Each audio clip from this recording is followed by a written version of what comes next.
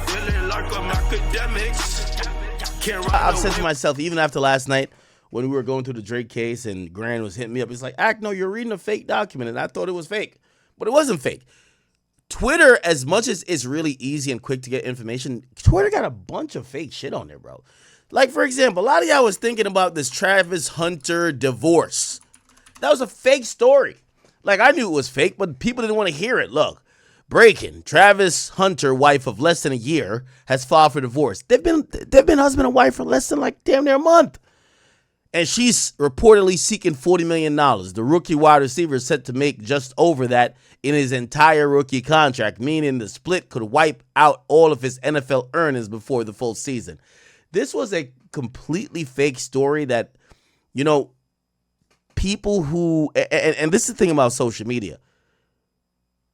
We live in drama land so much, and we see never-ending dramas, whether it's manufactured dramas from streams or people watch these Love Island things now, baddies.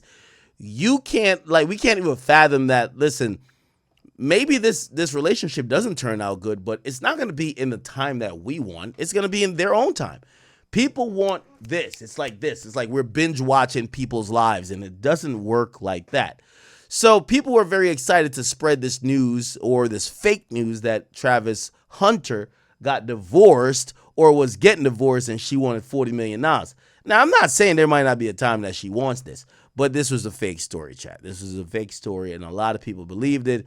It actually went viral, and most of the places that you usually trust, they didn't really clear it out. You know, they cleared it up.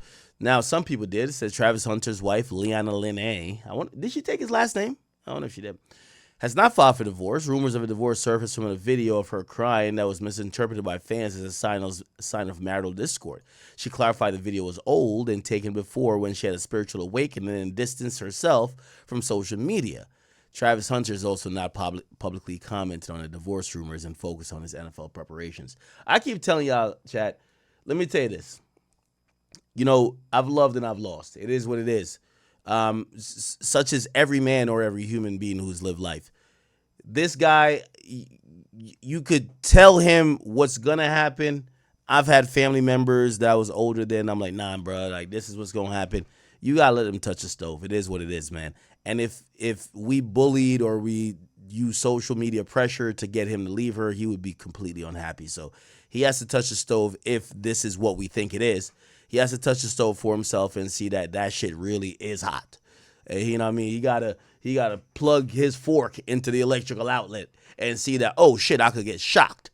But you know, this is a fake story, so he's not getting divorced, and I've seen people talking about that. Now, speaking about fake stories while we're at it, this is another thing.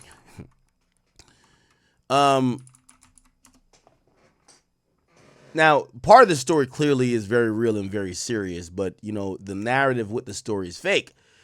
They actually edited it. Everyone was saying it was 6ix9ine's girlfriend that was reportedly shot and killed. One of 6ix9ine's, like, friends from the club scene, I think he may put her in a couple of videos. This was not his girlfriend.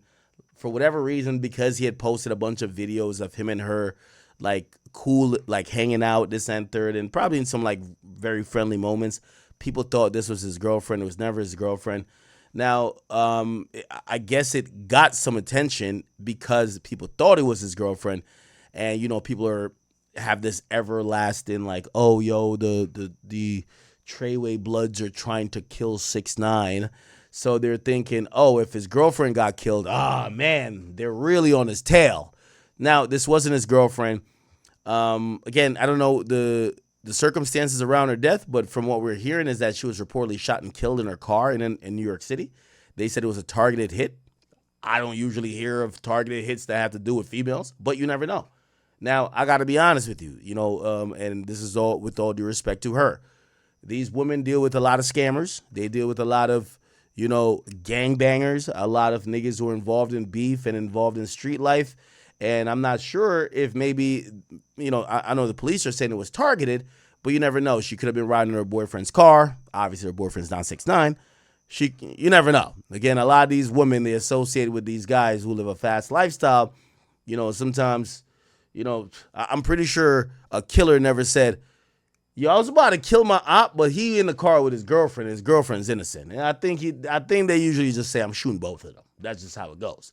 Now, I'm not saying that's the case or whatever the situation is, but you know, it is very important to know that, you know, she's in that scene of dealing with, you know, maybe some unscrupulous niggas, and maybe that's why it happened, or maybe there's a bitch hate on her. You know, regardless, rest in peace to her. She wasn't 6ix9ine girlfriend. I'm glad that that's kind of like clearing up, because that was the fake news that, you know, was not a thing. You know, 6ix9ine never dated this woman, but they were surely friendly. They were surely friendly. He posted a lot of videos of them, like, you know, hanging out after, I guess, he heard about her murder. Ironically, I got to search the fake news to see the videos he posted, because he did post a bunch of these. Yeah, he posted, you know, some videos of him and her in the club, but they were just friends. You know, 6ix9ine loved these big booty chicks that work in New York City clubs. Like, that's his forte, you know? So clearly they used to hang around, but they never used to date. Anyway, details around her death is, you know, not known at this time, but we just could only confirm that the reason why she got killed wasn't that people were looking for 6ix9ine, nothing like that. If you had to ask me, and respectfully, you know, I think she deals in that environment of scammers, drug dealers, killers, street niggas, and maybe that caught up with him. Yes, it's 2025. Girls get killed in street beef now. It could be that, or who knows? Maybe somebody really had an issue with her. Anyway, rest in peace to her. Okay. All right. What else?